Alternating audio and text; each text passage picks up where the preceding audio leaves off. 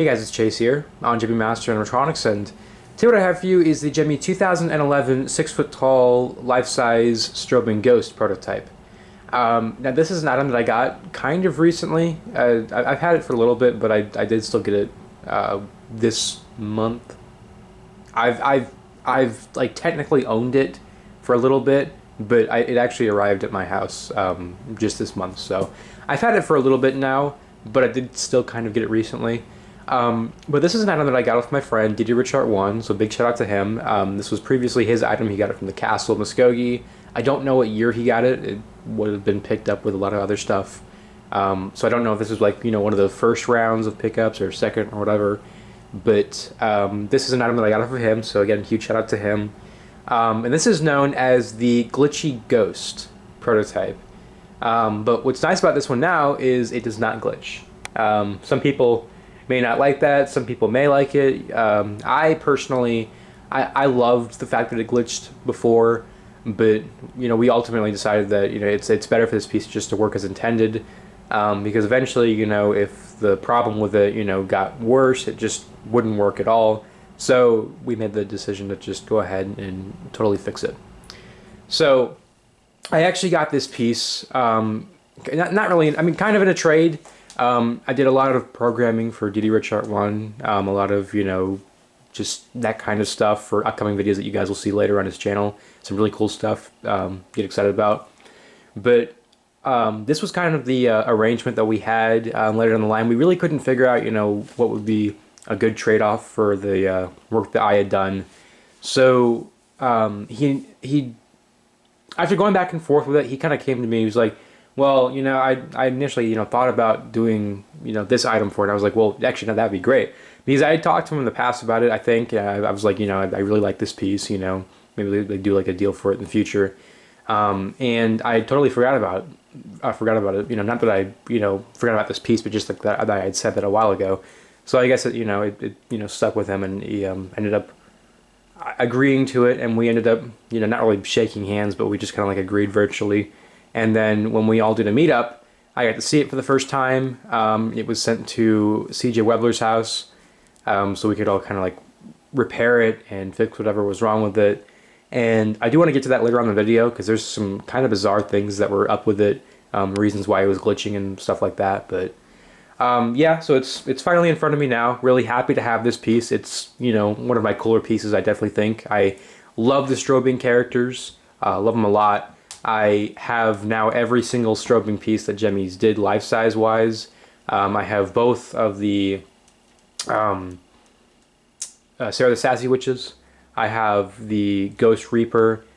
I have this, and I also have the I think it was called the BJ's Strobing Mummy. So unless I'm missing a piece, I believe that's every single strobing life-size that Gemmy did. I could be wrong about that, but I've got all the productions, and now I've got this, so I'm very, very happy to have this one. So there's not too much to this one. It's basically just, a 6-foot character with, like, creepy cloth draped over it. But there's something about it that's just so unsettling with it.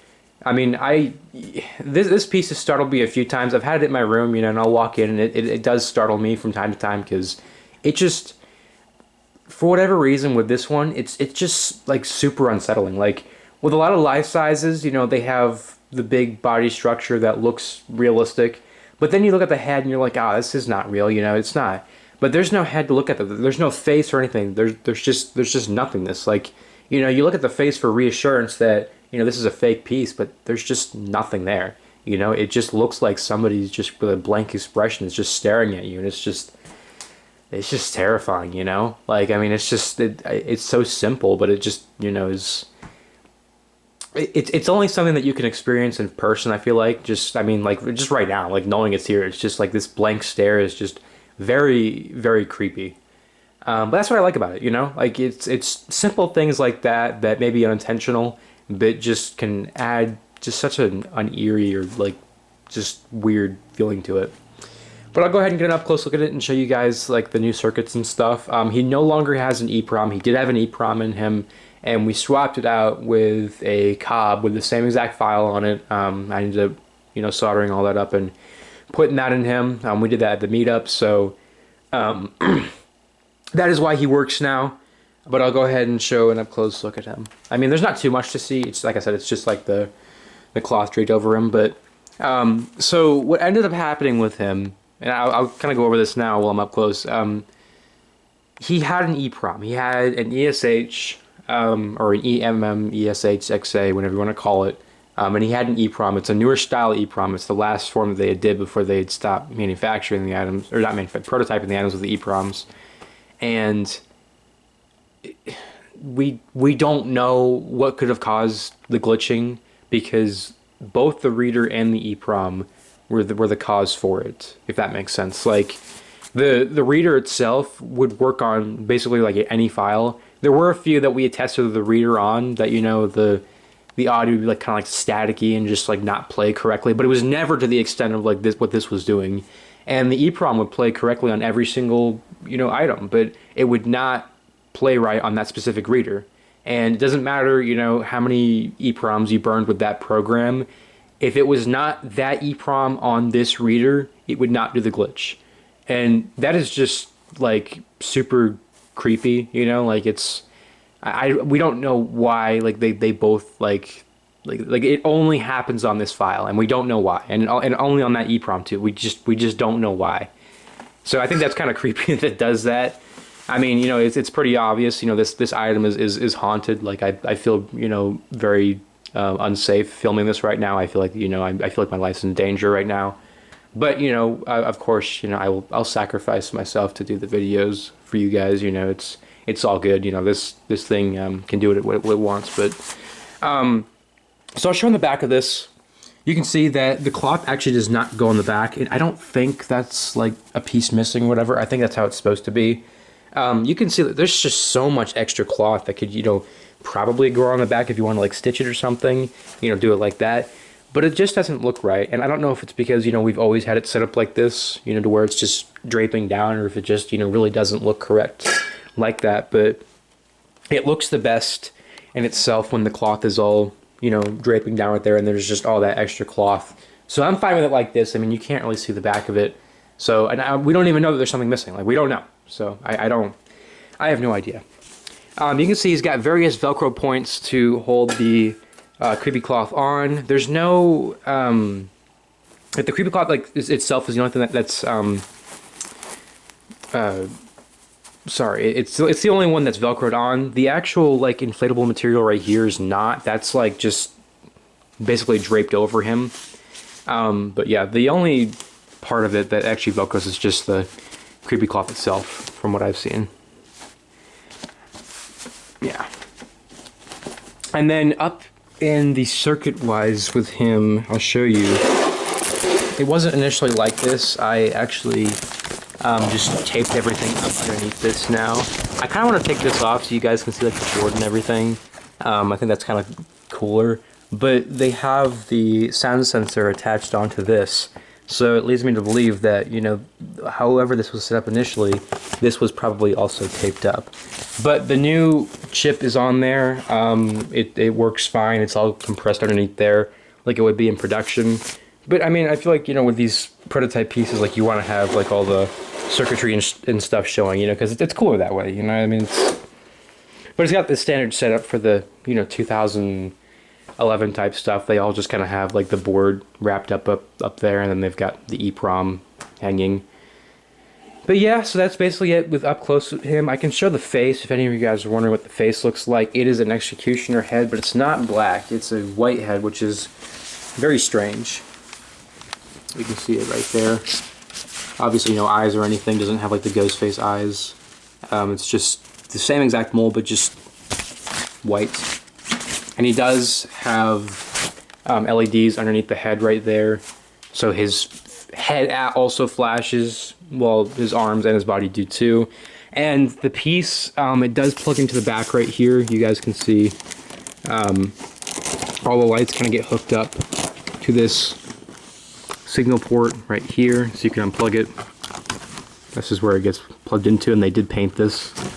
So I guess it matches with the uniform he has. And then he's got the same settings as Ghost Reaper, where you can have the lights going when he's not going, or you can just have them flashing only when he's activated. Personally, with this one, I like to have the lights off, and then, you know, when you go to him, he activates with all the lights on, because there's no animation on this one, so the only unknown factor really about him, other than the audio, when you go up to him, is the strobing. So I think it's better with him when he does not have the lights on, and then, you know, he has them on when, you know, you activate him. So I will go ahead and plug him in for you guys so you guys can see him. He runs on 6 volts. I have a 5-volt adapter on him. Doesn't really matter. There's no animation, but here he is.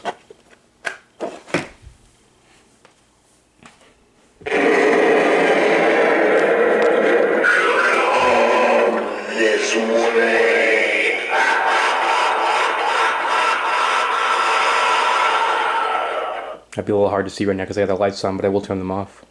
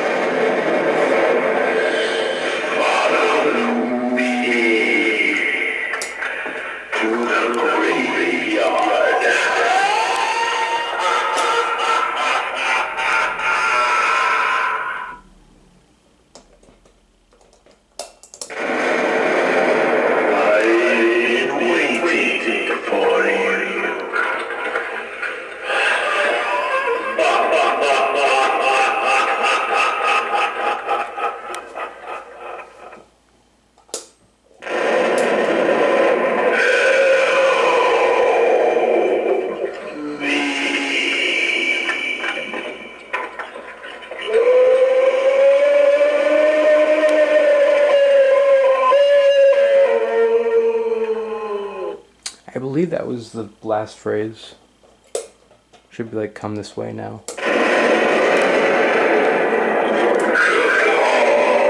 This way.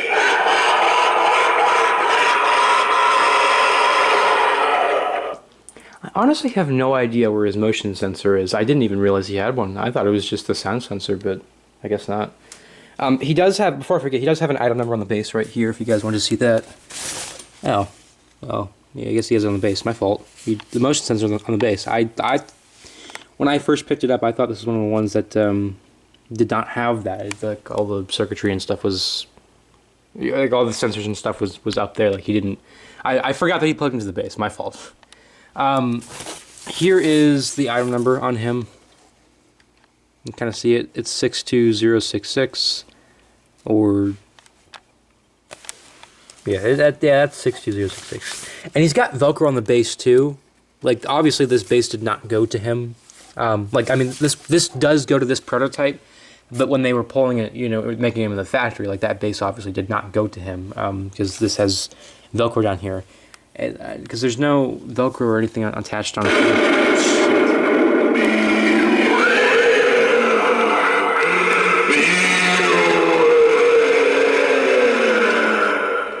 It does startle me sometimes. It's very, very loud. I was saying that there's no Velcro or anything on here to attach onto the base, so I don't know.